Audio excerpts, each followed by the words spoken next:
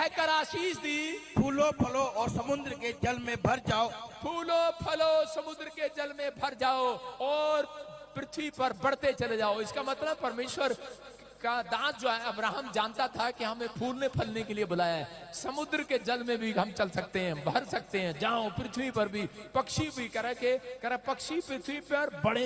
इसका मतलब करा यहाँ से साइंटिस्टों ने, बाइबल पढ़ने वाले साइंटिस्टों ने ज्ञान लगाया और उन्होंने समुद्र पर जहाज बनाने शुरू कर दिए, समुद्र के जल में। उन्होंने फिर यहाँ से साइंटिस्टों ने ज्ञान लगाया, बुद्धि लगाई कि पक्षी पृथ्वी पर बढ़े। इसका मतलब पक्षी, उन्होंने जहाज बनाने शुरू कर दिए। मैं कह रहा हूं कि परमेश्वर ने इतना ज्ञान बांटना शुरू कर दिया। जब आप वचन को अहमियत देते हैं तो परमेश्वर आपकी जिंदगी में काम करता है। तो आज अगर आप घर से वचन पढ़ के चलते हैं तो परमेश्वर आपकी जिंदगी में अद्भुत काम करेगा। बाइबल बोलती है क्योंकि अगर आज आपको दुख मिल रहा है वो इसलिए मिल रहा है, अनादर मिल रहा है वो इसलिए मिल रहा है क्योंकि आप वचन में कमजोर हैं। अगर आप वचन पढ़ने वाले हैं तो मैं कह रहा हूं कि परमेश्वर ने सबसे ज्यादा अहमियत भजन संहिता 138 के उसमें 2 में लिखा, एक जगह पर क्लियर 2 में लिखा, मैंने अपने से ज्यादा अहमियत किस चीज को दी है? कह रहा वचन को दी है। किसको दी है? वचन को। इसका मतलब उसमें लिखा, तूने अपने वचन को अपने बड़े नाम से अधिक महत्व दिया है, इंपॉर्टेंस।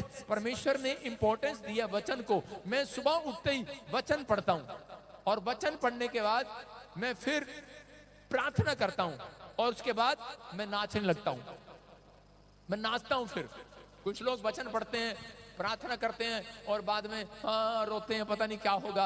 आपने वचन पढ़ा और उसके बाद प्रार्थना किया, उसके बाद मैं नाचने लगता हूं। जो मैंने मांगा मिल गया है। मैं जानता हूं परमेश्वर ने मुझे पहले से आशीष दे रखी है। मैं जानता हूं परमेश्वर ने, अब्राहम जानता है परमेश्वर ने हमें पहले से आशीष दे रखी है। तो मैं